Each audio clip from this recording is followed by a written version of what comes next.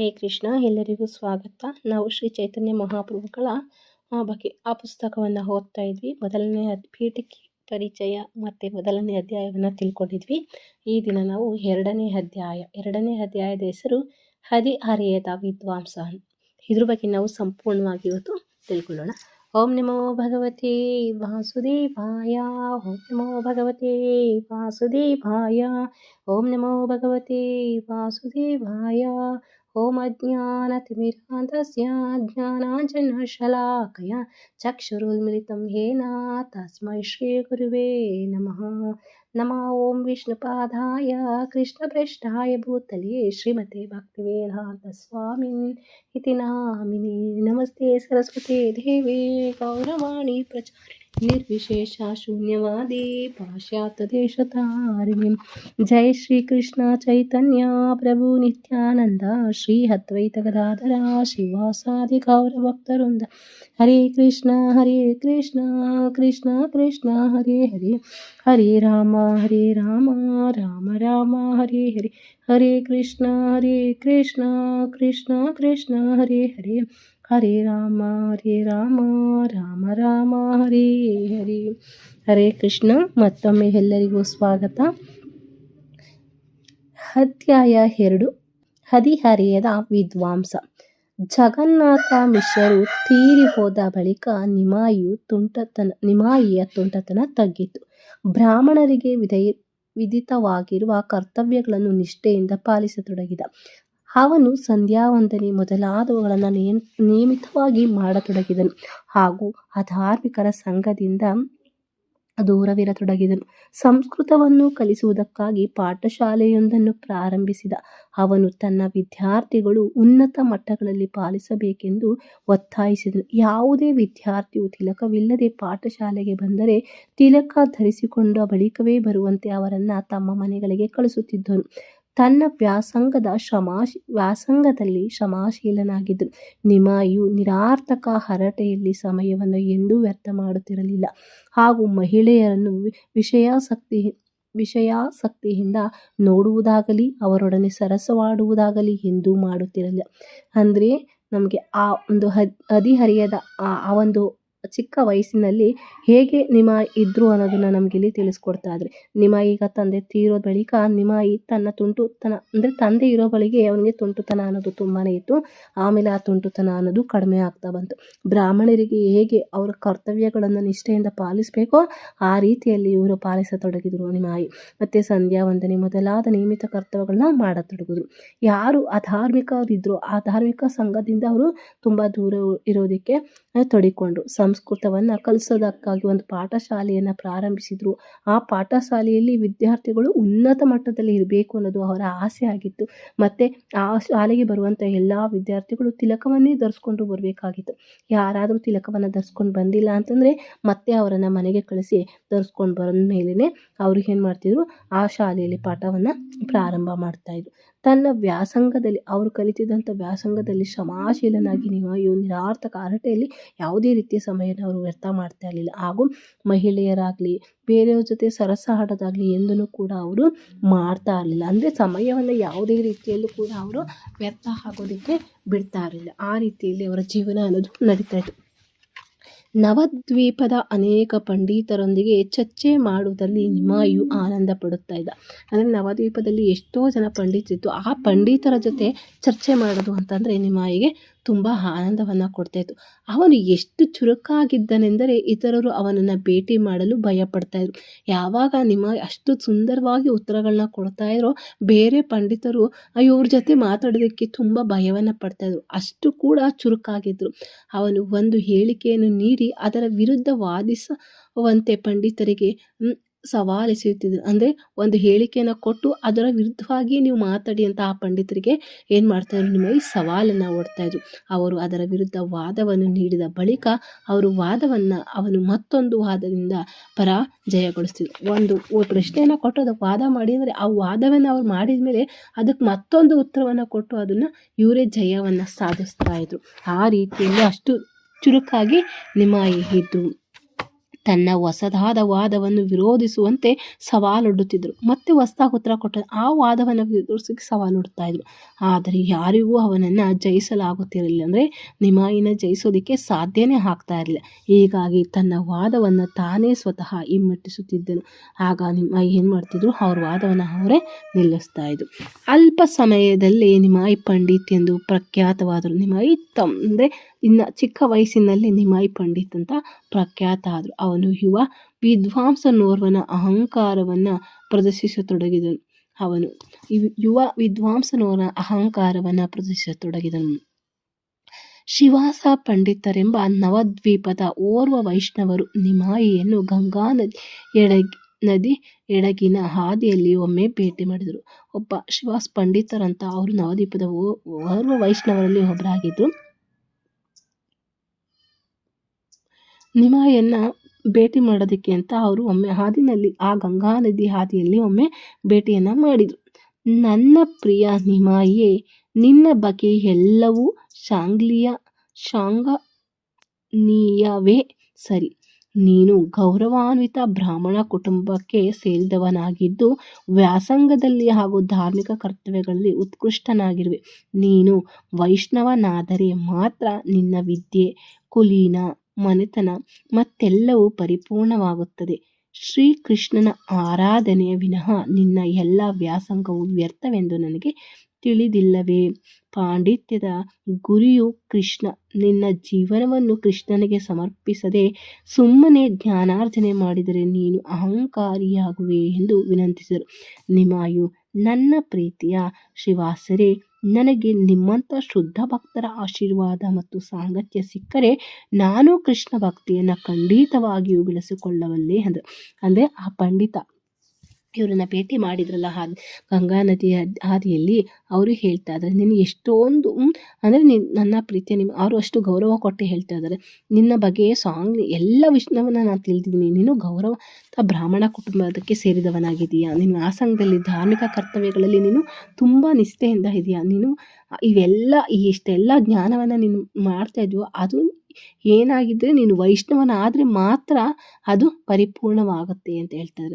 ಅಂದರೆ ನೀನು ಎಷ್ಟು ಜ್ಞಾನವನ್ನು ತಿಳ್ಕೊಂಡಿದ್ಯೋ ಅದನ್ನೆಲ್ಲ ನೀನು ಕೃಷ್ಣನ ಆರಾಧನೆಯಲ್ಲಿ ಇರಬೇಕು. ಇಲ್ಲ ಅಂದರೆ ಆ ವ್ಯಾಸಂಗ ನೀನೇನು ತಿಳ್ಕೊಂಡಿದ್ಯಾ ವ್ಯಾಸಂಗ ಅದೆಲ್ಲವೂ ಕೂಡ ವ್ಯರ್ಥ ಆಗುತ್ತೆ. ನಿನ್ನ ಪಾಂಡಿತ್ಯದ ಗುರಿ ಏನಾಗಬೇಕು? ಕೃಷ್ಣ ಆಗಬೇಕು.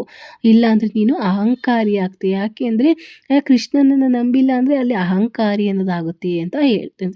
ಅದಕ್ಕೆ ನಿಮ್ಮ ಪ್ರೀತಿಯಿಂದ ಉತ್ತರವನ್ನು ಕೊಡ್ತಾ ಇದ್ದಾರೆ. ನೋಡಿ ಎಷ್ಟು ಚೆನ್ನಾಗಿ, ನನ್ನ ಪ್ರೀತಿಯ ಶ್ರೀವಾಸರೇ, ನನಗೆ ನಿಮ್ಮಂತಹ ಶುದ್ಧ ಭಕ್ತರ ಆಶೀರ್ವಾದ ಮತ್ತು ಸಾಂಗತ್ಯ ಸಿಕ್ಕರೆ ಸಾಕು, ನಾನು ಕೃಷ್ಣ ಭಕ್ತಿಯನ್ನು ಖಂಡಿತವಾಗ್ಲೂ ಬೆಳೆಸ್ಕೊಳ್ತೀನಿ ಅಲ್ವಾ. ನಮಗೂ ಯಾರ್ದಾದ್ರೂ ಶುದ್ಧ ಭಕ್ತರ ಸಂಘ ಸಿಕ್ಕಿದ್ರೆ ಸಾಕು, ನಾವು ಕೃಷ್ಣ ಭಕ್ತಿಯಲ್ಲಿ ಬೇಗ ಹೋಗ್ಬಿಡ್ತೀವಿ ಅಂತ ಹೇಳ್ತಾರೆ. ಬೇಗ ಹೋಗ್ಬೋದು, ನಾವು ಆಧ್ಯಾತ್ಮಿಕವಾಗಿ ಮುಂದುವರಿಬೋದು ಅನ್ನೋದನ್ನು ನಮಗಿಲ್ಲಿ ತಿಳಿಸ್ಕೊಡ್ತಾ ಇದ್ದಾರೆ. ಸನ್ಯಾಸಿಗಳನ್ನು ಮತ್ತೆ ವಿದ್ಯಾವಂತರನ್ನು ತನ್ನ ಮನೆಗೆ ಪ್ರಸಾದಕ್ಕಾಗಿ ಆಹ್ವಾನಿಸುವುದರಲ್ಲಿ ನಿಮಾಯಿಯು ಪರಮಾನಂದವನ್ನು ಹೊಂದುತ್ತದೆ. ನಿಮಾಯಿ ಅವ್ರ ಮನೆಗೆ ಸನ್ಯಾಸಿಗಳನ್ನ ಮತ್ತು ವಿದ್ಯಾವಂತರನ್ನು ಪ್ರಸಾದಕ್ಕಾಗಿ ಕರೆಯೋದು ಅಂದರೆ ಅವರಿಗೆ ಬಹಳ ಇಷ್ಟ, ಅದರಲ್ಲಿ ತುಂಬ ಆನಂದ. ಅಂತಹ ಅತಿಥಿಗಳಲ್ಲಿ ಒಬ್ಬರಾಗಿದ್ದ ಈಶ್ವರಪುರಿಯವರು ಈಶ್ವರಪುರಿಯವರು ಕೂಡ ಆಗಿದ್ರು. ಉತ್ಕೃಷ್ಟ ವೈಷ್ಣವ ಸನ್ಯಾಸಿಗಳಾಗಿದ್ದ ಮಾಧವೇಂದ್ರ ಪುರಿಗಳು ಮತ್ತು ಮಾಧವೇಂದ್ರ ಪುರಿ ಇವರೆಲ್ಲ ಸನ್ಯಾಸ ಶಿಷ್ಯರಾಗಿದ್ದರು. ಈಶ್ವರಪುರಿಯು ಶ್ರೀಕೃಷ್ಣ ಲೀಲಾಮೃತವೆಂಬ ಪುಸ್ತಕವನ್ನು ಬರೆದಿದ್ದರು. ಈಶ್ವರಪುರಿ ಏನು ಬರೆದಿದ್ರು? ಶ್ರೀಕೃಷ್ಣ ಲೀಲಾಮೃತ ಎಂಬ ಪುಸ್ತಕವನ್ನು ಅವರು ಬರೆದಿದ್ರು. ಅವರು ಅದನ್ನು ನಿಮಾಯಿಗೆ ತೋರಿಸಿ, ನಿನ್ನ ಹಾಗೆ ನಾನು ಸಂಸ್ಕೃತದಲ್ಲಿ ಪರಿಣಿತನಲ್ಲ, ಆದರೆ ನಾನು ಈ ಹಸ್ತಪ್ರತಿಯನ್ನು ರಚಿಸಿದ್ದೇನೆ. ದಯಮಾಡಿ ಅದನ್ನು ಪರಿಶೀಲಿಸಿ ಏನಾದರೂ ತಪ್ಪುಗಳಿದ್ದರೆ ಸರಿಪಡಿಸು. ಅಂದರೆ ಇಲ್ಲಿ ಏನು ಮಾಡ್ತಾ ಇದ್ದಾರೆ, ಈಶ್ವರಪುರಿಯವರು ಒಂದು ಪುಸ್ತಕವನ್ನು ಬರೆದಿದ್ರು ಶ್ರೀಕೃಷ್ಣ ಲೀಲಾಮೃತ ಅಂತ. ಅದನ್ನು ನಿಮಾಯಿಗೆ ಕೊಟ್ಟು ತೋರಿಸಿ ಹೇಳ್ತಾ ಇದ್ದಾರೆ, ನಾನು ನಿನ್ನಷ್ಟು ಹಾಗೆ ಸಂಸ್ಕೃತದಲ್ಲಿ ಪರಿಣಿತ ಹೊಂದಿಲ್ಲ, ಅದಕ್ಕೋಸ್ಕರ ಹೇಳ್ತಾ ಇದ್ದೀನಿ, ನಾನು ಈ ಹಸ್ತವನ್ನು ನಾನು ರಚಿಸಿದ್ದೇನೆ, ಇದನ್ನು ನೀನು ಏನಾದರೂ ತಪ್ಪುಗಳಿದೆ ಅದನ್ನು ಸರಿಪಡಿಸು ಅಂತ ನಿಮಾಯಿಗೆ ಹೇಳ್ತಾ ಇದ್ದಾರೆ. ನಿಮಾಯು, ನನ್ನ ಪ್ರಿಯ ಮಾನ್ಯರೇ, ನೀವು ಓರ್ವ ಮಹಾನ್ ಭಕ್ತರು. ಅದಕ್ಕೆ ನಿಮ್ಮ ಎಷ್ಟು ಸುಂದರವಾಗಿ ಹೇಳ್ತಾರೆ, ನನ್ನ ಪ್ರಿಯ ಮಾನ್ಯರೇ ಎಷ್ಟು ಗೌರವ, ಅದನ್ನು ನಾವು ಹೇಳಬೇಕು. ನೀವು ಓರ್ವ ಮಹಾನ್ ಭಕ್ತರು ಆದುದರಿಂದ ಈ ಪುಸ್ತಕದಲ್ಲಿ ನಿಮ್ಮ ಅಭಿವ್ಯಕ್ತಿಯಲ್ಲಿ ಯಾವ ತಪ್ಪಿರಲು ಸಾಧ್ಯವಿಲ್ಲ. ನೀವು ತುಂಬ ಮಹಾನ್ ಭಕ್ತರಾದ್ರಿಂದ ನೀವು ಈ ಪುಸ್ತಕದಲ್ಲಿ ಯಾವುದೇ ರೀತಿಯ ತಪ್ಪನ್ನು ನೀವು ಮಾಡಿರೋದಕ್ಕೆ ಸಾಧ್ಯವಿಲ್ಲ. ಮೇಲ್ನೋಟಕ್ಕೆ ಯಾವುದಾದರೂ ದೋಷವಿದ್ದರೂ ಸಹ ನಿಮ್ಮ ಬರಹವು ಕೃಷ್ಣನಿಂದ ಪ್ರೇರೇಪಿತವಾದುದರಿಂದ ಅದು ಪರಿಪೂರ್ಣವಾಗಿಯೇ ಇರುತ್ತದೆ ಎಂದು. ಮೇಲ್ನೋಟಕ್ಕೆ ಯಾರು ನೋಡೋದಕ್ಕೆ ಅದು ತಪ್ಪು ಅಂತ ಅನಿಸಿದ್ರು, ನೀವು ಬರೀತಾ ಇರೋದೇನು ಕೃಷ್ಣನಿಂದ ಪ್ರೇರೇಪಿತವಾದುದರಿಂದ, ನಿಮ್ಮ ಬರಹ ಕೃಷ್ಣನಿಂದ ಪ್ರೇರೇಪಿತವಾದ್ರಿಂದ ಅದು ಪರಿಪೂರ್ಣವಾಗಿಯೇ ಇರುತ್ತದೆ. ನಗರದ ಎಲ್ಲೆಡೆಯೂ ವಿವರಿಸುತ್ತಿದ್ದ ನಿಮಾಯಿಯು ಜಾತಿ ಅಥವಾ ಹಿನ್ನೆಲೆಯನ್ನು ಲೆಕ್ಕಿಸದೆ ಎಲ್ಲ ರೀತಿಯ ಜನರೊಂದಿಗೆ ಬೆರೆಯುತ್ತಿದ್ದನು. ನಿಮಾಯಿ ಯಾವುದೇ ಜಾತಿ ಗೀತಿ ಏನನ್ನು ಕೂಡ ಅವರು ಲೆಕ್ಕಿಸ್ತಾ ಇರಲಿಲ್ಲ, ಎಲ್ಲ ಜನರೊಂದಿಗೆ ಬೆರೆತಿದ್ದರು. ಅವನು ಕುಷ್ಠರೋಗಿಗಳ, ಗೋಪಾಲಕರ, ವರ್ತಕರ, ಹೂಹಾಡಿಗರ ಮತ್ತು ಇತರ ಮನೆಗಳಿಗೆ ಭೇಟಿ ನೀಡುತ್ತಾ ಎಲ್ಲರನ್ನ ಆಕರ್ಷಿಸುತ್ತಾ ತನ್ನ ಮಧುರ ವರ್ತನೆಯಿಂದಾಗಿ ಎಲ್ಲರ ಪ್ರೀತಿಗೆ ಪಾತ್ರನಾದರು. ಅವನು ಎಲ್ಲಿ ಹೋದರೂ ಜನರು ಅವನಿಗೆ ಉಡುಗೊರೆಯನ್ನು ಅರ್ಪಿಸ್ತಿದ್ರು. ನಿಮಾಯಿ ಇವರು ಅಂತ ಏನು ಭೇದ ಭಾವ ಮಾಡ್ತಾ ಇರಲಿಲ್ಲ. ಎಂಥ ರೋಗ ಇರೋ ಮನೆಗಾಗಿರ್ಬೋದು, ಗೋಪಾಲಕರ ಮನೆ, ವರ್ತಕರು, ಹೂಹಾಡಿ ಯಾರು ಒಂದು ಮನೆಗೆ ಹೋದ್ರೂ ಕೂಡ ಅಷ್ಟು ಮಧುರವಾಗಿ ಅವ್ರನ್ನ ಎಲ್ಲರಿಗೂ ಪ್ರೀತಿ ಪಾತ್ರನಾಗ್ತಾ ಇದ್ದ, ಅಷ್ಟು ಆಕರ್ಷಿಸ್ತಾ ಇದ್ರು ಎಲ್ಲರನ್ನ. ಮತ್ತೆ ಅವ್ರು ಎಲ್ಲೇ ಹೋದ್ರೂ ಅವರಿಗೆ ಏನು ಮಾಡ್ತಾಯಿದ್ರು, ಜನಗಳು ಉಡುಗೊರೆಗಳನ್ನು ಅರ್ಪಿಸ್ತಾ ಇದ್ರು. ಒಮ್ಮೆ ಜ್ಯೋತಿಷ ಓರ್ವನನ್ನು ಭೇಟಿ ಮಾಡಿದ ನಿಮಾಯು ತನ್ನ ಪೂರ್ವ ಜನ್ಮದ ಬಗ್ಗೆ ಅವರಲ್ಲಿ ಕೇಳಿದ. ಅಂದರೆ ಒಮ್ಮೆ ನಿಮಾಯಿ ಏನು ಮಾಡಿದ್ರು, ಚೈತನ್ಯ ಮಹಾಪ್ರಭು ಜ್ಯೋತಿಷರೊಬ್ಬರನ್ನ ಅವರು ಭೇಟಿ ಮಾಡ್ತಾರೆ. ಆಗ ಅವರು ನನ್ನ ಪೂರ್ವ ಜನ್ಮದ ಬಗ್ಗೆ ಅವರಲ್ಲಿ ಕೇಳಿದರು. ಲೆಕ್ಕಾಚಾರ ಮಾಡಿದ ಆ ಜ್ಯೋತಿಷಿಯು ಧನ್ಯಸ್ಥನಾಗಿ ಆ ಸುಂದರ ಬ್ರಾಹ್ಮಣ ಯುವಕನನ್ನು ಪರಮ ಸತ್ಯನು, ಎಲ್ಲ ಬ್ರಹ್ಮಾಂಡಗಳ ಮೂಲನು ಎಂಬುದನ್ನು ಕಂಡುಕೊಂಡ. ಆ ಜ್ಯೋತಿಷ ಏನು ಮಾಡ್ದ, ಇವನ ಎಲ್ಲವನ್ನ ಲೆಕ್ಕಾಚಾರ ಮಾಡಿ ಈ ಸುಂದರ ಬ್ರಾಹ್ಮಣನನ್ನು ನೋಡಿ ಆ ಯುವಕ ಏನು ಮಾಡ್ತಾರೆ, ಇವರು ಪರಮ ಸತ್ಯ ಮತ್ತು ಎಲ್ಲ ಬ್ರಹ್ಮಾಂಡಗಳ ಮೂಲ ಎಂಬುದನ್ನು ಅವರು ತಿಳ್ಕೊತಾರೆ. ವಿಸ್ಮಯಗೊಂಡು ಅವನು ನಿಮಾಯಿಯನ್ನು ಗೌರವ ಭಾವದಿಂದ ಉದ್ದೇಶಿಸುತ್ತಾ, ನೀನು ದೇವೋತ್ತಮ ಪರಮ ಪುರುಷ, ಎಲ್ಲರ ಪ್ರಭು ಮತ್ತು ನಿಯಂತ್ರಕನೂ ಹೌದು ಎಂದರು. ಆಗ ಅವ್ರು ಏನು ಭಗವಂತ ಅಂತ ಗೊತ್ತಾಗ್ತು. ಅದಕ್ಕೆ ಅವ್ರಿಗೆ ತುಂಬ ಗೌರವ ಭಾವದಿಂದ ಹೇಳ್ತಾ ಇದ್ದಾರೆ, ನೀನು ದೇವೋತ್ತಮ ಪರಮ ಪುರುಷ, ನೀನು ಎಲ್ಲರ ಪ್ರಭು, ನೀನು ಎಲ್ಲರ ನಿಯಂತ್ರಕ ಅಂತ ಹೇಳಿದರು ದೇಶೋತ್ತಮ. ಆಗ ನಿಮಾಯಿಯು, ನೀನೋರ್ವ ಒಳ್ಳೆಯ ಜ್ಯೋತಿಷಿಯಲ್ಲ, ನನ್ನ ಪೂರ್ವ ಜನ್ಮದಲ್ಲಿ ನಾನು ಒಬ್ಬ ದನ ಕಾಯುವ ಹುಡುಗನಾಗಿದ್ದೆ ಎಂದು ನನಗೆ ತಿಳಿದಿದೆ ಎಂದರು. ಅಂದರೆ ಆ ಜ್ಯೋತಿಷಿಗೆ ನಿಮಾ ಹೇಳ್ತಾ ಇದ್ದಾರೆ, ನೀನು ಸರಿಯಾದ ಜ್ಯೋತಿಷಿ ಅಲ್ಲ. ಯಾಕೆ ಅಂದರೆ ನನ್ನ ಪೂರ್ವ ಜನ್ಮದಲ್ಲಿ ನಾನು ಒಬ್ಬ ದನ ಕಾಯುವ ಹುಡುಗನಾಗಿದ್ದೆ ಎಂಬುದು ನನಗೆ ತಿಳಿದಿದೆ ಅಂತ ಹೇಳ್ತಾರೆ. ಉತ್ಕೃಷ್ಟ ಭಕ್ತರಾಗಿದ್ದ ಶ್ರೀಧರ ಎನ್ನುವವರು ನವದ್ವೀಪದಲ್ಲಿ ವಾಸಿಸುತ್ತಿದ್ದರು. ಅಂದರೆ ಒಬ್ಬರು ಶ್ರೀಧರ ಭಕ್ತರೇನಾಗಿದ್ರು, ನವದ್ವೀಪದಲ್ಲಿ ಅವರು ವಾಸಿಸ್ತಾ ಇದ್ರು. ಅವರು ಮೂಲಂಗಿ, ಬಾಳೆಹಣ್ಣು, ಬಾಳೆಯ ದಿಂಡು ಮತ್ತು ಬಾಳೆ ಎಲೆಗಳನ್ನು, ದೊನ್ನೆಗಳನ್ನು ಮಾರಿ ಜೀವನ ನಿರ್ವಹಿಸ್ತಾ ಇದ್ರು. ಈ ಒಬ್ಬ ಭಕ್ತ ಶ್ರೀಧರ ಅನ್ನೋ ಭಕ್ತ ಏನು ಮಾಡ್ತಾ ಇದ್ದ, ಅವರು ಮೂಲಂಗಿ, ಬಾಳೆಹಣ್ಣು, ಬಾಳೆ ದಿಂಡು, ಬಾಳೆ ಎಲೆಗಳನ್ನು ಮಾರಿ ತನ್ನ ಜೀವನವನ್ನು ನಿರ್ವಹಿಸ್ತಾ ಇದ್ರು.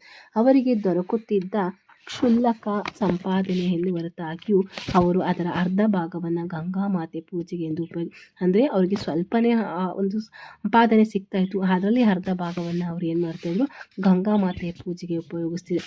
ಪ್ರತಿ ರಾತ್ರಿ ಅವರು ಹರಿ ನಾರಾಯಣ ಎಂದು ಉಚ್ಚರಿಸುವುದರಲ್ಲೇ ಮೊರೆ ಇಡುತ್ತಿದ್ದರು. ಅವರು ಪ್ರತಿ ರಾತ್ರಿಯೂ ಅವರು ನಾರಾಯಣ ಎಂದು ಉಚ್ಚರಿಸುವುದರಲ್ಲೇ ಅವರು ಮೊರೆ ಇಡುತ್ತಾಯಿದ್ರು. ಆದ್ದರಿಂದ ನಡೆಯುತ್ತಿದ್ದರಿಂದ ನೆರೆಯವರು ನಿದ್ರಾಭಂಗವಾಗುತ್ತಿತ್ತು ಮತ್ತು ಪೀಡಿತರಾಗುತ್ತಿದ್ದ ಅವನ ಹೊಟ್ಟೆಯು ಬರಿದಾಗಿದ್ದು ಅವನಿಗೆ ನಿದ್ರೆ ಬರುತ್ತಿಲ್ಲವಾದುದರಿಂದ ದರಿದ್ರ ಶ್ರೀಧರನು ಸಂಕಟದಿಂದ ಕೂಗುತ್ತಿದ್ದಾನೆ ಎಂದು ಗೊಣಗಾಡುತ್ತಿದ್ದರು.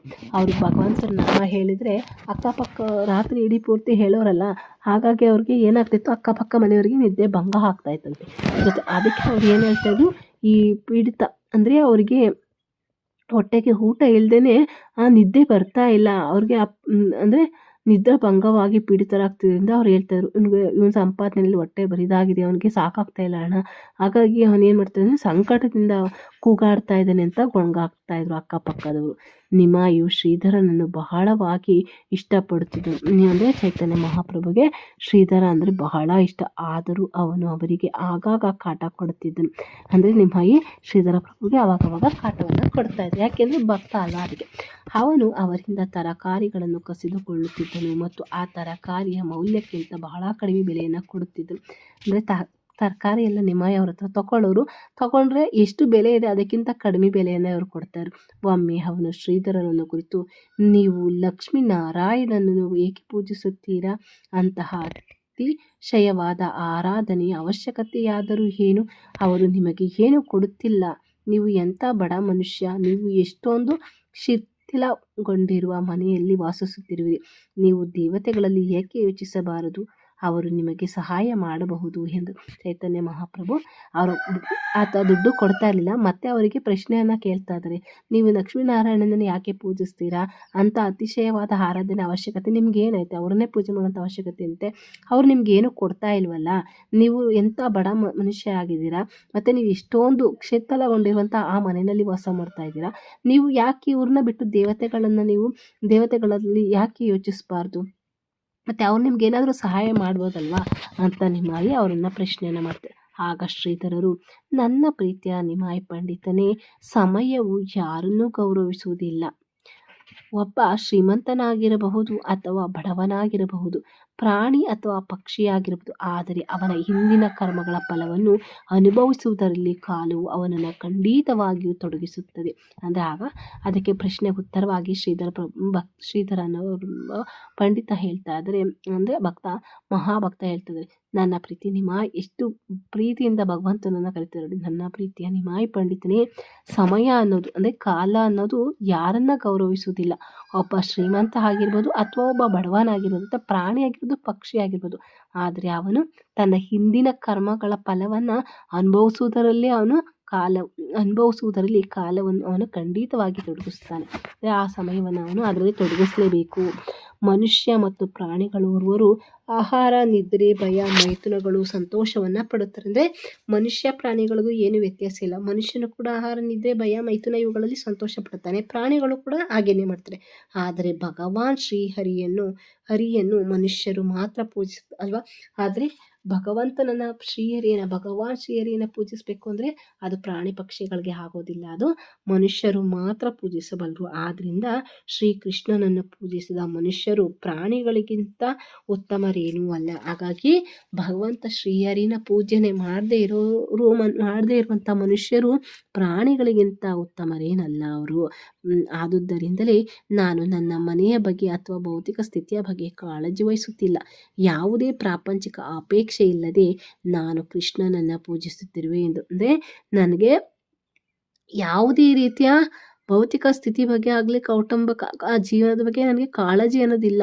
ಯಾವುದೇ ಪ್ರಾಪಂಚಿಕ ಅಪೇಕ್ಷೆ ಇಲ್ಲದೆ ನಾನು ಏನು ಮಾಡ್ತೀನಿ, ಕೃಷ್ಣನನ್ನು ಪೂಜಿಸ್ತಿರ್ತೀನಿ ಅಂತ ಹೇಳಿದ್ರು. ಯಾಕೆ ಅಂದರೆ ಅದು ಮನುಷ್ಯನ ಕರ್ತವ್ಯ. ಒಬ್ಬ ಮನುಷ್ಯ ಆದವನು ಪ್ರಾಣಿಗಳ ಥರ ಜೀವನವನ್ನು ಮಾಡಬಾರ್ದು. ಅವನ ಜೀವನದ ಉದ್ದೇಶ ಪ್ರಭುವನ್ನು ತಲುಪೋದು. ಹಾಗಾಗಿ ಅವನು ಅದ್ರ ಬಗ್ಗೆ ಮಾತ್ರ ಆಸಕ್ತಿಯನ್ನು ಕೊಡಬೇಕು. ಒಮ್ಮೆ ನಿಮಾಯಿಯು ಹಾಸ್ಯಾಸ್ಪದವಾಗಿ, ನೀವು ಓರ್ವ ಮೋಸಗಾರ, ನಿಮ್ಮ ಬಳಿ ಬಹಳಷ್ಟು ಗುಪ್ತ ನಿಧಿಗಳಿವೆ ಮತ್ತು ನೀವು ಕಡು ಬಡವರಂತೆ ಕೇವಲ ನಟಿಸುತ್ತಿರುವಿರಿ ಅಷ್ಟೇ. ನೀವು ನಿಮ್ಮ ಸಂಪತ್ತಿನಲ್ಲಿ ನನಗೂ ಪಾಲು ಕೊಡದಿದ್ದರೆ ನಾನು ಉಳಿದವರ ಮುಂದೆ ನಿಮ್ಮ ಗುಟ್ಟನ್ನು ರಟ್ಟು ಮಾಡುವೆ ಎಂದನು. ನಾನು ಒಬ್ಬ ಬಡ ಮನುಷ್ಯ, ನಾನು ನಿನಗೆ ಏನಾದರೂ ಕೊಡಲು ಹೇಗೆ ಸಾಧ್ಯ? ನೀನು ಓರ್ವ ಗೌರವಾನ್ವಿತ ಬ್ರಾಹ್ಮಣ, ನೀನು ಹೀಗೇಕೆ ವರ್ತಿಸುತ್ತಿರುವೆ ಎಂದರು ಶ್ರೀಧರರು ಉತ್ತರಿಸಿದರು. ಶ್ರೀಧರರನ್ನ ನಿಮಾಯಿ ಕೇಳ್ತಾ ಇದ್ದಾರೆ, ನಿಮ್ಮ ಹತ್ರ ಅಂದರೆ ಆಸ್ಪದ್ಯವಾಗಿ ಹಾಸ್ಯಪದವಾಗಿ ಅವನು ಕೇಳ್ತಾನೆ, ನೀನೊಬ್ಬ ಮೋಸ್ಕಾರ, ನಿನ್ನ ಹತ್ರ ಬಹಳಷ್ಟು ಗುಪ್ತವಾದ ನಿಧಿಗಳಿದೆ. ಯಾಕೆಂದರೆ ಭಗವಂತನ ಬಗ್ಗೆ ಅವರು ಅಷ್ಟು ತಿಳ್ಕೊಂಡಿದ್ದಾರೆ. ಆ ವಿಚಾರದಲ್ಲಿ ಇಲ್ಲಿ ಅವನನ್ನು ರೇಗಿಸ್ತಾ ಇರೋದು ಶ್ರೀಧರ ಪ್ರಭು. ಬಹಳಷ್ಟು ಗುಪ್ತವಾದ ನಿಧಿ ಮತ್ತು ಆದರೆ ನೀನು ನೋಡೋದಕ್ಕೆ ಕಡು ಬಡವನ ಥರ ನಟಿಸ್ತಾ ಇದೆಯಾ ಅಷ್ಟೇ. ಅದಕ್ಕೆ ನೀನು ನಿನ್ನಲ್ಲಿ ಇಟ್ಕೊಂಡಿರುವಂಥ ಆ ಸಂಪತ್ತನ್ನು ನನಗೂ ಪಾಲು ಕೊಡದಿದ್ರೆ ನಾನು ಏನು ಮಾಡ್ತೀನಿ, ಉಳಿದವರ ಮುಂದೆ ನಿನ್ನ ಗುಟ್ಟನ್ನು ರಟ ಮಾಡ್ತೀನಿ ಅಂತ ಹೇಳ್ತಾರೆ. ಅದಕ್ಕೆ ಶ್ರೀಧರ ಪ್ರಭು ಹೇಳ್ತಾ ಇದ್ದಾರೆ, ನಾನೊಬ್ಬ ಬಡ ಮನುಷ್ಯ, ನಾನು ನಿನಗೆ ಏನಾದರೂ ಕೊಡಲು ಹೇಗೆ ಸಾಧ್ಯ? ನೀ ನೋಡೋದಕ್ಕೆ ಒಬ್ಬ ಗೌರವಾನ್ವಿತ ಬ್ರಾಹ್ಮಣನ ಥರ ಇದೆಯಾ, ನೀನು ಈಗೇಕೆ ವರ್ತಿಸ್ತಾ ಇದೆಯಾ, ಈಗ ಯಾಕೆ ನೀನು ಮಾತಾಡ್ತಿದೀಯಾ ಎಂದು ಅವರು ಉತ್ತರಿಸ್ತಾ ಇದ್ರು. ಆದರೆ ನಿಮಾಯು ತನ್ನ ಒತ್ತಾಯವನ್ನು ಮುಂದುವರಿಸಿದಾಗ ಸೋಲನ್ನು ಒಪ್ಪಿಕೊಂಡ ಶ್ರೀಧರರು, ನಿನಗೆ ಬೇಕೆನಿಸುವ ಯಾವ ತರಕಾರಿಯನ್ನಾದರೂ ತೆಗೆದುಕೋ ಎಂದರು. ಅಂದರೆ ನಿಮಾಯಿ ಜೊತೆ ಮಾತಾಡ್ತಾ ಮಾತಿನಲ್ಲಿ ಏನು ಮಾಡ್ತಾರೆ, ಶ್ರೀಧರ ಪ್ರಭು ಸೋಲನ್ನು ಒಪ್ತಾರೆ. ಯಾಕೆಂದರೆ ನಿಮಾಯಿ ಅಷ್ಟು ಪಂಡಿತ. ಅದಕ್ಕೆ ಆ ಮಾತಿಗೆ ಒಪ್ಕೊಂಡು ಏನು ಮಾಡ್ತಾರೆ, ಆಯ್ತಪ್ಪ ನಿನಗೆ ಏನು ಬೇಕನ್ಸುತ್ತೋ ಯಾವ ತರಕಾರಿಯನ್ನಾದರೂ ನೀನು ತೆಗೆದುಕೊಂಡು. ಆಗ ನಿಮಾಯಿ ಅವರಿಂದ ಪ್ರತಿನಿತ್ಯ ಉಚಿತವಾಗಿ ತರಕಾರಿಗಳನ್ನು ತೆಗೆದುಕೊಂಡು ಹೋಗುತ್ತಿದ್ದನು. ಮತ್ತೊಮ್ಮೆ ನಾನು ಯಾರೆಂದು ತಿಳಿದಿರುವೆ ಎಂದು ನಿಮಾಯಿ ಶ್ರೀಧರನ್ನ ಕೇಳಿದರು. ಅದಕ್ಕೆ ನೀನು ಓರ್ವ ಬ್ರಾಹ್ಮಣ ಯುವಕ, ಕೃಷ್ಣನ ಅವಿಭಾಜ್ಯ ಅಂಗ. ಇಲ್ಲ, ನೀವು ತಪ್ಪು ತಿಳಿದಿದ್ದೀರಿ. ನೀವು ಪೂಜಿಸುವ ಗಂಗೆಯ ಪಾಲಕನೇ ನಾನು. ಇಲ್ಲೇ ನಿಮ್ಮ ಆಯಿತು ಅಂತ ಅವ್ರು ಏನು ಮಾಡ್ತಿದ್ರು, ಪ್ರತಿನಿತ್ಯ ಉಚಿತವಾದ ತರಕಾರಿಯನ್ನು ತಗೊಂಡು ಹೋಗ್ತಾಯಿದ್ರು. ಮತ್ತೊಮ್ಮೆ ಅವ್ರನ್ನ ಪ್ರಶ್ನೆಯನ್ನು ಮಾಡ್ತಾರೆ, ನಾನು ಯಾರೆಂದು ನಿಮಗೆ ಗೊತ್ತಾ ಅಂತ. ಅದಕ್ಕೆ ನಿಮಾಯಿ ಕೇಳ್ತಾ ಇದ್ದಾರೆ ಶ್ರೀಧರನ್ನ. ಅದಕ್ಕೆ ಶ್ರೀಧರ ಮತ್ತೆ ಉತ್ತರ ಹೇಳ್ತಾ ಇದ್ದಾರೆ, ನೀವೊಬ್ಬ ಬ್ರಾಹ್ಮಣ ಯುವಕ, ಕೃಷ್ಣನ ಅವಿಭಾಜ್ಯ ಅಂದರೆ ಭಗವಂತನ ಒಂದು ಅಂಗ ಅಂತ. ಇಲ್ಲ, ನೀವು ತಪ್ಪು ತಿಳಿದಿದ್ದೀರಾ, ನೀವು ಪೂಜೆ ಮಾಡ್ತಿರಲ್ಲ ಗಂಗೆ, ಅದರ ಪಾಲಕ ನಾನು ಅಂತ ಹೇಳ್ತಾರೆ. ಅಂತಹ ಮಾತುಗಳು ಸತ್ಯವನ್ನು ಗ್ರಹಿಸಲಾಗದೆ ತಮ್ಮ ಕಿವಿಗಳನ್ನು ಕೈಗಳಿಂದ ಮುಚ್ಚಿಕೊಂಡು ಶ್ರೀಧರ, ಅಂದರೆ ಇಂಥ ಮಾತುಗಳನ್ನ ಕೇಳೋಕ್ಕಾಗದೇ ಅವರು ಕೈಯಿಂದ ಕಿವಿನ ಮುಚ್ಕೊತಾರೆ. ವಿಷ್ಣು ನೀನು ಏನು ಮಾತನಾಡುತ್ತಿರುವೆ? ನೀನು ದೇವರೆಂದು ಹೇಗೆ ಹಕ್ಕು ಸಾಧಿಸಬಲ್ಲೆ? ಸಾಮಾನ್ಯವಾಗಿ ಜನರು ಪ್ರೌಢರಾದಂತೆ ವಿವೇಕರಾಗುತ್ತಾರೆ, ಆದರೆ ನಿನ್ನ ವಿಷಯದಲ್ಲಿ ಅದರ ವಿಪರೀತವೇ ನಿಜವೆಂದು ತೋರುತ್ತಿದೆ ಎಂದರು. ತನ್ನ ಆರಾಧ್ಯ ದೇವರೇ ತಮ್ಮೊಂದಿಗೆ ಕುಚೋದ್ಯ ಮಾತನಾಡುತ್ತಿದ್ದಾನೆ ಎಂಬುದನ್ನು ಶ್ರೀಧರರಿಗೆ ಗುರುತಿಸಲ್ಲ. ಅಂದರೆ ಭಗವಂತನೇ ಇವ್ರ ಹತ್ರ ವಾದ ಮಾಡ್ತಿರೋದು ಅನ್ನೋದನ್ನ ಅವರು ಗುರುತಿಸೋಕ್ಕಾಗಲಿಲ್ಲ. ನೀನು ಭಗವಂತನ ಥರ ಮಾತಾಡ್ತೀಯಲ್ಲ ಅಂತ ಎರಡೂ ಕೈಲೂ ಕಿವಿನ ಮುಚ್ಕೊತಾ ಇದ್ದಾರೆ. ಮತ್ತೆ ಬೆಳೀತಾ ಏನಾಗ್ತಾರೆ, ವಿವೇಕರಾದಂತೆ ಆಗ್ತಾರೆ. ಆದರೆ ನೀನು ನೋಡಿದ್ರೆ ಈ ಥರ ಹಾಡ್ತಾ ಇದೆಯಲ್ಲ ಅಂತ ಅವ್ರನ್ನ ಕೇಳ್ತಾ ಇದ್ದಾರೆ. ನೋಡಿ, ಭಗವಂತ ಭಕ್ತರ ಜೊತೆ ಹೇಗೆಲ್ಲ ಇರ್ತಾರಲ್ವ. ನಿಮಾಯಿಯು ಲಕ್ಷ್ಮೀ ಪ್ರಿಯಳನ್ನು ಅಂದರೆ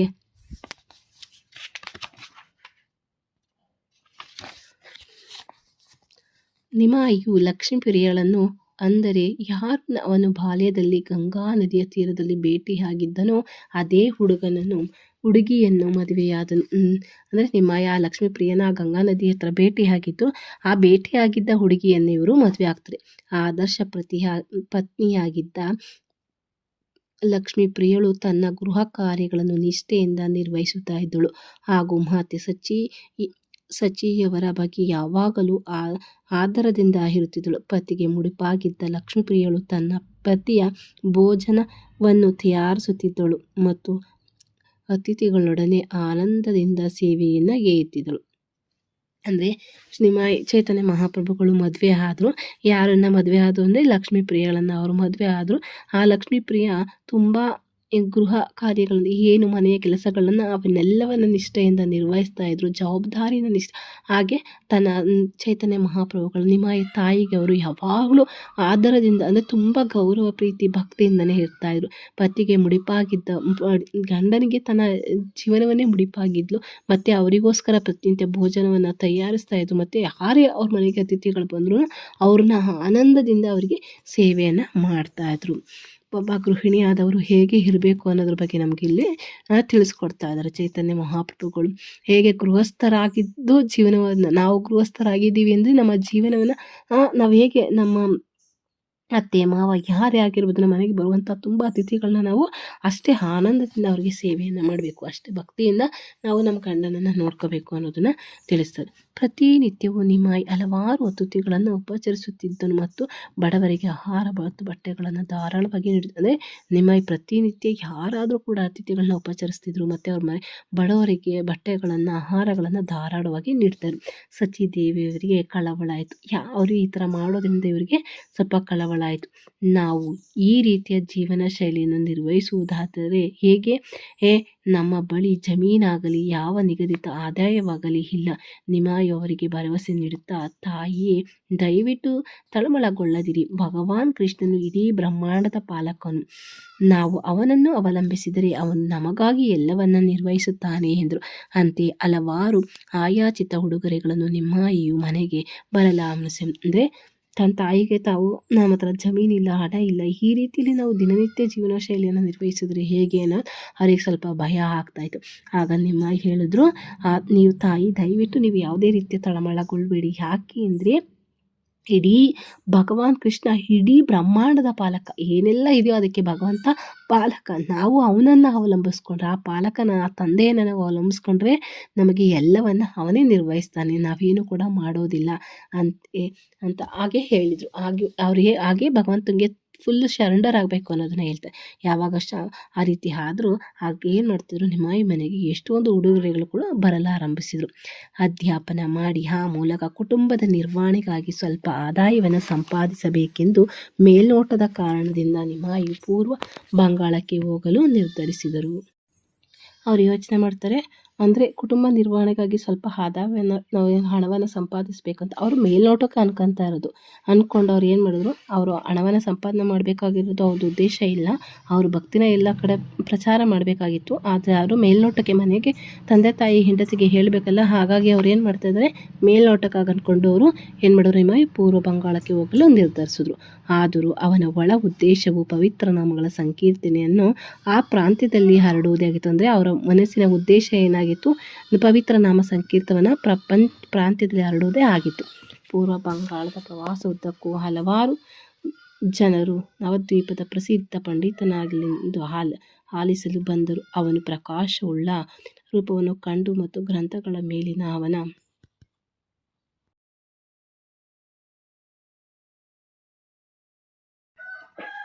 ಅದ್ಭುತ ವ್ಯಾಖ್ಯಾನಗಳನ್ನು ಕೇಳಿ ಎಲ್ಲರೂ ಆನಂದಭರಿತರಾದರು. ಅವನನ್ನು ನೋಡದವರಿಗೆ ತಮ್ಮ ದೃಷ್ಟಿಯನ್ನು ಬೇರೆಡೆಗೆ ಹರಿಸಲಾಗುತ್ತಿರಲಿಲ್ಲ.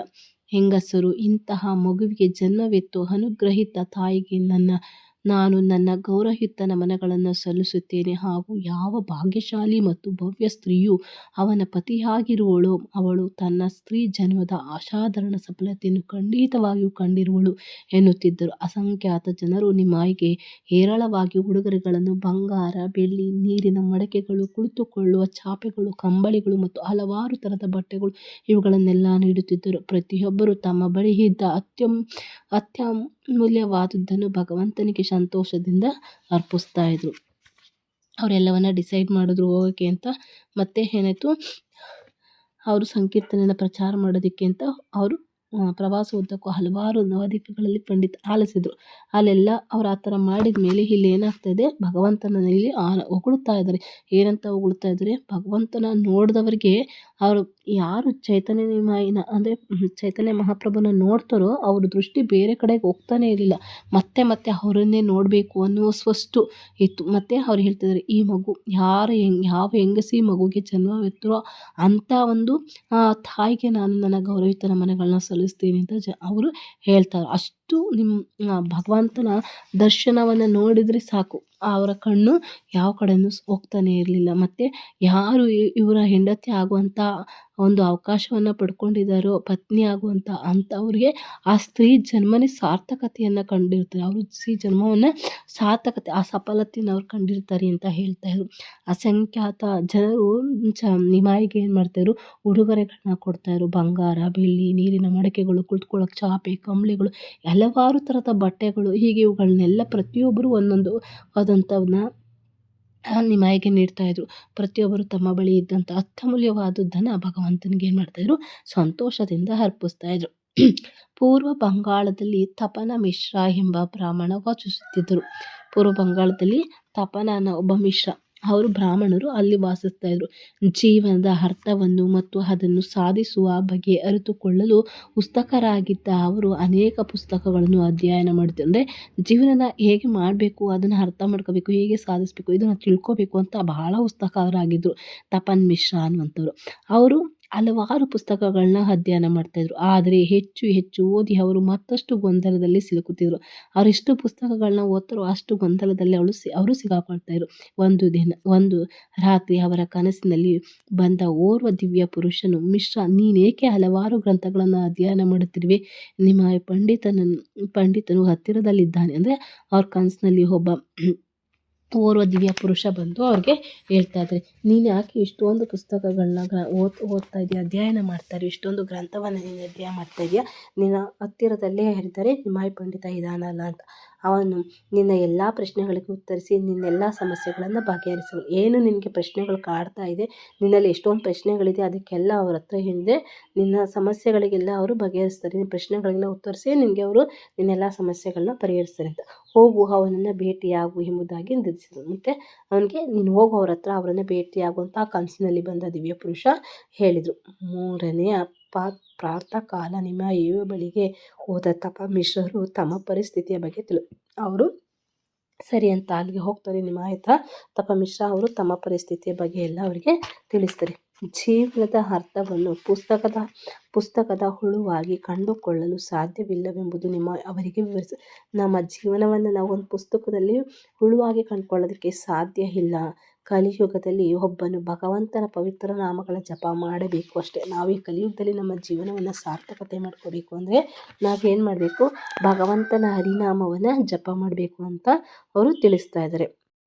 ಬೃಹನ್ನಾರದೀಯ ಪುರಾಣದಲ್ಲಿ ಹೇಳಿರುವಂತೆ ಹರೇರ್ನಾಮವೇ ಕೇವಲಂ ಕಲೋ ನಾಸ್ತಿ ಹೇವ ನಾಸ್ತಿ ಅನ್ಯತಾ. ಅಂದರೆ ಈ ಕಲಿಯುಗದಲ್ಲಿ ಮುಕ್ತಿಯನ್ನು ಪಡೆಯಲಿರುವ ಒಂದೇ ಒಂದು ಉಪಾಯವೆಂದರೆ ಅದು ಪವಿತ್ರ ನಾಮ ಜಪ. ಪವಿತ್ರ ನಾಮ ಜಪ, ಭಗವಾನ್ ಶ್ರೀಹರಿಯ ಪವಿತ್ರ ನಾಮ ಜಪ. ಇದನ್ನು ಹೊರತು ಅನ್ಯ ದಾರಿ ಇಲ್ಲ. ಭಗವಂತ ಚೈತನ್ಯ ಮಹಾಪ್ರಭುಗಳು ನಮಗೆ ತಿಳಿಸ್ಬಿಡ್ತಾ ಇದ್ದಾರೆ, ಈ ಕಲಿಯುಗದಲ್ಲಿ ನಾವೇನಾದರೂ ಜೀವನವನ್ನು ಅರ್ಥಪೂರ್ಣವಾಗಿ ಮಾಡಬೇಕು ಅಂತಂದರೆ, ನಮ್ಮ ಜೀವನವನ್ನು ಸಾರ್ಥಕತೆ ಮಾಡ್ಕೋಬೇಕು ಅಂದರೆ ಭಗವಂತನ ಪವಿತ್ರ ನಾಮ ಬಿಟ್ಟು ನಮಗೆ ಬೇರೆ ದಾರಿ ಇಲ್ಲ, ಅನ್ಯ ದಾರಿನೇ ಇಲ್ಲ ಅಂತ ನಮಗೆ ತಿಳಿಸ್ತಾ ಇದ್ದಾರೆ. ಇದು ಬೃಹನ್ನಾರದಿ ಪುರಾಣದಲ್ಲೂ ಕೂಡ ಹೇಳ್ತಾ ಇದೆ, ಭಗವಂತ ಹೇಳ್ತಾ ಇದ್ದಾರೆ. ಅದು ಏನಪ್ಪ ಅಂದರೆ ಹರೇ ಕೃಷ್ಣ ಕೃಷ್ಣ ಕೃಷ್ಣ ಹರೇ ಹರೇ, ಹರೇ ರಾಮ ರಾಮ ರಾಮ ಈ ಮಹಾಮಂತ್ರವನ್ನು ನಿರಂತರವಾಗಿ ಜಪಿಸುವಂತೆ ನಿಮಾಯು ತಪಮಿಶ್ರರಿಗೆ ಹೇಳಿದರು. ಈ ಕಲಿಯುಗದಲ್ಲಿ ನೀನು ಎಷ್ಟು ಪುಸ್ತಕಗಳನ್ನ ಓದಿದ್ರು ಕೂಡ ಅರ್ಥ ಮಾಡ್ಕೊಳ್ಳೋದಕ್ಕೆ ಆಗೋದಿಲ್ಲ. ಈ ಕಲಿಯುಗ ಜೀವನವನ್ನು ಸಾರ್ಥಕತೆ ಮಾಡ್ಕೋಬೇಕು ಅಂದರೆ ಭಗವಂತನ ಹರಿನಾಮವನ್ನು ಹೇಳಬೇಕು. ಆ ಹರಿನಾಮ ಹರೇ ಕೃಷ್ಣ ಕೃಷ್ಣ ಕೃಷ್ಣ ಹರೇ ಹರೇ, ಹರೇ ರಾಮ ರಾಮ ರಾಮ ಹರೇ. ಈ ಮಹಾಮಂತ್ರವನ್ನು ನೀವು ನಿರಂತರವಾಗಿ ಜಪಿಸಬೇಕು ಅಂತ ಅವ್ರಿಗೆ ಉಪದೇಶವನ್ನು ಮಾಡ್ತಾರೆ. ಮತ್ತು ಆ ಮೂಲಕ ಅವರು ಎಲ್ಲ ರೀತಿಯ ಯಶಸ್ಸನ್ನು ಪಡೆಯುವರೆಂದು ಆಶ್ವಾಸನೆ ನೀಡಿದರು. ಇದನ್ನು ನೀನು ಹೇಳಿದ್ರಿಂದ ನಿನಗೇನಾಗುತ್ತೆ, ಎಲ್ಲ ರೀತಿಯ ನಿನ್ನ ಜೀವನದಲ್ಲಿ ಏನು ಮಾಡ್ತೀಯ, ಯಶಸ್ಸನ್ನು ಪಡಿತೀಯ ಅಂತ ಅವರಿಗೆ ತಪಮಿಶ್ರರಿಗೆ ಆಶ್ವಾಸನೆಯನ್ನು ನಿಮಾಯಿ ಕೊಟ್ಟರು. ತಪಮಿಶ್ರರು ಈ ಪ್ರಾಪಂಚಿಕ ವ್ಯವಹಾರಗಳನ್ನು ತ್ಯಜಿಸಿ ನಿಮಾಯಿಯನ್ನು ಅನುಸರಿಸುವ ಬಯಕೆಯನ್ನು ವ್ಯಕ್ತಪಡಿಸಿದಾಗ ಅವರು ವಾರಣಾಸಿಯಲ್ಲಿ ನೆಲೆಸಬೇಕೆಂದು ಮತ್ತು ತಾನು ಭವಿಷ್ಯದಲ್ಲಿ ಅವರನ್ನು ಅಲ್ಲೇ ಭೇಟಿಯಾಗುವನೆಂದು ನಿಮಾಯಿಯು ನಿರ್ದೇಶಿಸಿದರು. ಮತ್ತು ಯಾವಾಗ ಇವರ ಮಾತಿಗೆ ಅವರು ಗಮನವನ್ನು ಕೊಡೋದಕ್ಕೆ ಸ್ಟಾರ್ಟ್ ಮಾಡಿದ್ರು, ಆಗ ನಿಮಾಯಿ ಹೇಳ್ತಾರೆ ಏನಂತ, ಅವರು ಅನ್ಕೋತಾರೆ ತಪನ್ ಮಿಶ್ರಾ, ನಾನು ಈ ಪ್ರಾಪಂಚಿಕ ವ್ಯವಹಾರ ಎಲ್ಲ ತ್ಯಜಿಸ್ಬಿಡ್ಬೇಕು, ಅವ್ರು ಹೇಳಿದ್ದನ್ನು ನಾನು ಅನುಸರಿಸಬೇಕು ಅಂತ ವ್ಯಕ್ತಪಡಿಸಿದಾಗ ಅವರು ನೀನು ವಾರಣಾಸಿಯಲ್ಲಿ ವಾಸ ಮಾಡಬೇಕು ಅಂತ ಹೇಳ್ತಾರೆ. ಮತ್ತು ಭವಿಷ್ಯದಲ್ಲಿ ನಾನು ಬಂದು ಏನು ಮಾಡ್ತೀನಿ, ಭೇಟಿಯಾಗುವನೆಂದು ನಿರ್ದೇಶನ ಕೊಡ್ತಾರೆ ನಿಮಾಯಿಯು ಪೂರ್ವ ಬಂಗಾಳದಲ್ಲಿದ್ದಾಗ ಅವನಿಂದ ದೂರವಿದ್ದ ಲಕ್ಷ್ಮೀ ಪ್ರಿಯಳು ತೀಕ್ಷ್ಣ ವಿರಹ ವೇದನೆಗಳು ಸರ್ಪವೊಂದರ ರೂಪ ತಾಳಿ ಅದರ ಕಡಿತಕ್ಕೆ ಅವಳು ಪ್ರಾಣವನ್ನು ತೆಗೆದುಕೊಂಡಳು.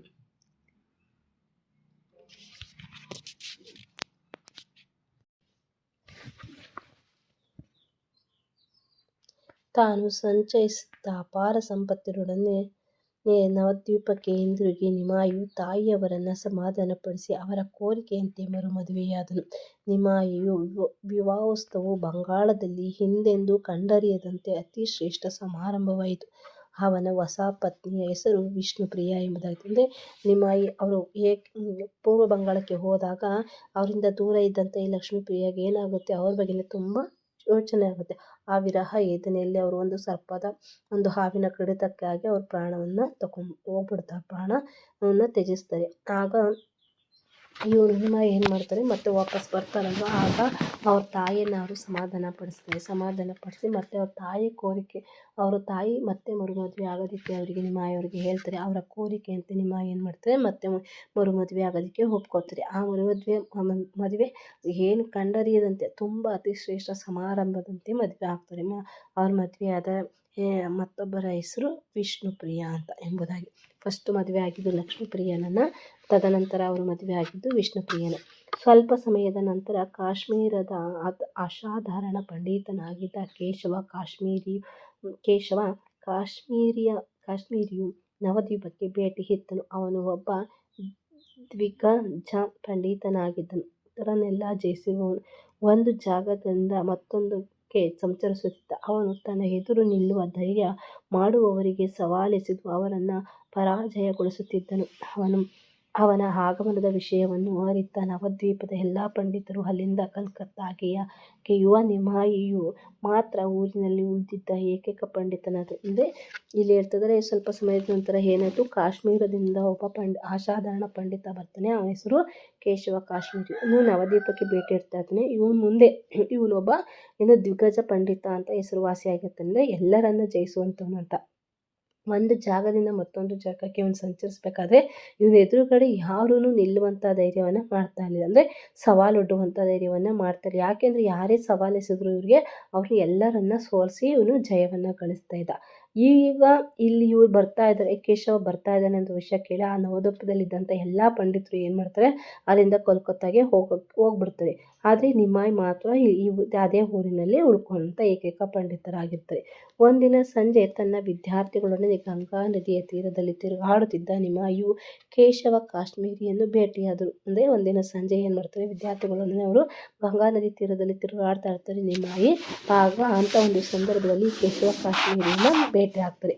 ಅವನಿಗೆ ಗೌರವವನ್ನು ಅರ್ಪಿಸಿದ ಬಳಿಕ ಗಂಗಾ ಮಾತೆಯ ಪ್ರಶಂಸಿಸುವ ಶ್ಲೋಕಗಳನ್ನು ರಚಿಸುವ ಮೂಲಕ ತನ್ನ ಪಾಂಡಿತ್ಯವನ್ನು ಪ್ರದರ್ಶಿಸುವಂತೆ ನಿಮಾಯಿ ಅವನಲ್ಲಿ ಕೇಳಿಕೊಂಡನು. ಅಂದರೆ ಅವರಿಗೆ ಗೌರವಗಳನ್ನ ಅರ್ಪಿಸಿದ ನಂತರ ಏನು ಮಾಡ್ತಾರೆ, ಅವರು ಪ್ರಶ್ನೆಯನ್ನು ಮಾಡ್ತಾರೆ, ಗಂಗಾ ಮಾತೆಯನ್ನು ಪ್ರಶಂಸಿಸುವಂಥ ಶ್ಲೋಕಗಳನ್ನು ನೀವು ಹೇಳಿ ನಿಮ್ಮ ಪಾಂಡಿತ್ಯವನ್ನು ಪ್ರದರ್ಶಿಸಿ ಅಂತ ನಿಮಾಯಿ ಅವರಲ್ಲಿ ಕೇಳ್ಕೊಂಡ. ಅರ್ಧ ಗಂಟೆಯಲ್ಲಿ ಕೇಶವ ಕಾಶ್ಮೀರಿಯು 100 ಶ್ಲೋಕಗಳನ್ನು ರಚಿಸಿದನು. ಅರ್ಧ ಗಂಟೆಯಲ್ಲಿ ಅವರು 100 ಶ್ಲೋಕಗಳನ್ನು ರಚಿಸ್ತಾರೆ. ಬಳಿಕ ಅವುಗಳಲ್ಲಿ ಯಾವುದಾದರೂ ಒಂದು ಶ್ಲೋಕವನ್ನು ಆರಿಸಿ ಅದರ ಗುಣ ದೋಷಗಳನ್ನು ವಿಶ್ಲೇಷಿಸುವ ಮೂಲಕ ತನ್ನ ಕೌಶಲ್ಯತೆಗಳನ್ನು ಮತ್ತಷ್ಟು ಪ್ರದರ್ಶಿಸುವಂತೆ ನಿಮಾಯಿ ಅವನಲ್ಲಿ ಕೇಳಿಕೊಂಡನು. ಅಂದರೆ 100 ಶ್ಲೋಕಗಳನ್ನ ರಚಿಸಿದ್ರಲ್ಲ, ಅದರಲ್ಲಿ ಯಾವುದಾದ್ರೂ ಒಂದು ಶ್ಲೋಕವನ್ನು ನೀವು ಆಯ್ಕೆ ಮಾಡಿಕೊಂಡು ಅದರ ಗುಣ ಮತ್ತು ದೋಷಗಳನ್ನು ನೀವು ವಿಶ್ಲೇಷಣೆ ಮಾಡಿ ನಿಮ್ಮ ಕುಶಲತೆ, ನಿಮ್ಮ ಒಂದು ಜ್ಞಾನವನ್ನು ಮತ್ತಷ್ಟು ಪ್ರದರ್ಶಿಸುವಂತೆ ನಿಮಾಯಿ ಏನು ಮಾಡ್ತಾರೆ, ಅವರನ್ನು ಕೇಳ್ಕೊತಾರೆ. ಶ್ಲೋಕಗಳು ದೋಷರಹಿತವಾಗಿವೆ ಎಂಬುದಾಗಿ ಕೇಶವ ಕಾಶ್ಮೀರಿಯು ಒತ್ತಿ ಹೇಳಿದ. ಅಂದರೆ ಶ್ಲೋಕಗಳು ದೋಷರಹಿತವಾಗಿವೆಯೇ ಎಂಬುದಾಗಿ ಕೇಶವ ಕಾಶ್ಮೀರಿ ಒತ್ತಿ ಹೇಳಿದ. ನಿಮಾಯಿಯು ಅವುಗಳಲ್ಲಿ ಒಂದರ